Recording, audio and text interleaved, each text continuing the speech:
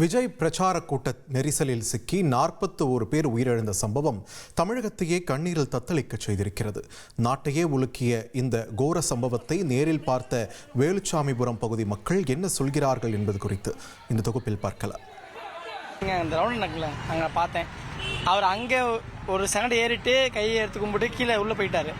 அங்கேருந்தே வந்துச்சுங்க இவர் கும்பல் நெரிசல் ஏற்பட்டிருக்காது. புரியுங்களா? அவர் அங்கேருந்து உள்ளே உட்காந்துட்டு வந்துட்டார்.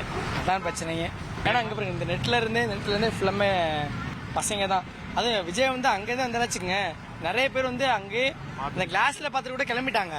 ஒரு சில பேர் நேரில் பார்க்கணும் அப்படின்னு மட்டும் தான் நான் முதற்கொண்டு சரி பார்த்துட்டு போயிடலாம். எப்படி தான் இருக்காரு? நான் அஜித்தை கூட நான் சென்னையில் ஏர்போர்ட்டை பார்த்துருக்கேன். பட் என்ன பார்த்து போய் அப்படி தான் வந்தோம். அவர் பேச கூட நம்ம கேட்க வரல. அதுமாதிரி மக்கள் நிறைய பேர் அப்படி தான் வந்தாங்க. சின்ன சின்ன பொண்ணுங்க குழந்தைங்க முதற்கொண்டு பேசணும் பார்த்துட்டு போன தான் வந்தாங்க. ஒரு நடிகர்னா இதுலயும் குழந்தை வரைக்கும் பார்க்கல. என் பேர 7 வயசு ஆகுது. அம்மாச்சி நானும் வரேன் அப்படின்னு அழுவுது பாண்டிச்சேரியில இருந்து. அதுங்களுக்குலாம் என்னன்னே தெரியாது.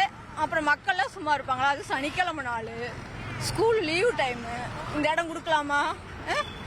இந்த ஊர்ல என்ன இடமா இல்லை, எத்தனை காடு கிடக்குது, அங்க கொடுக்கலாம்ல. அதனால தானால நேரத்துல வேலையே செய்யல, டிவி முன்னாடி தான் உட்காந்துருந்தோம். அழுகையா வருது.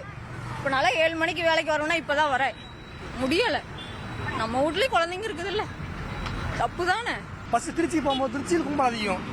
அது திருவாரூர், நாகப்பட்டினம் எல்லாம் கும்பல் அதிகமாக இருந்துச்சு. கும்பல் அதிகமாக இருக்கிறதுனால கொஞ்சம் இடம் ஃப்ரீயாக கொடுத்துருந்தா இங்கே நாமக்கல்லாம் தெரியும். நாமக்கல் கூட கொஞ்சம் டிவியில் பார்த்து செல்லில் பார்த்தேன், லைவில் பார்த்தேன். நாமக்கல் கொஞ்சம் இடம் பெருசாக இருந்துச்சு. இப்போ எங்கேயும் மயக்கம் விழுந்தாங்க சொன்னாங்க.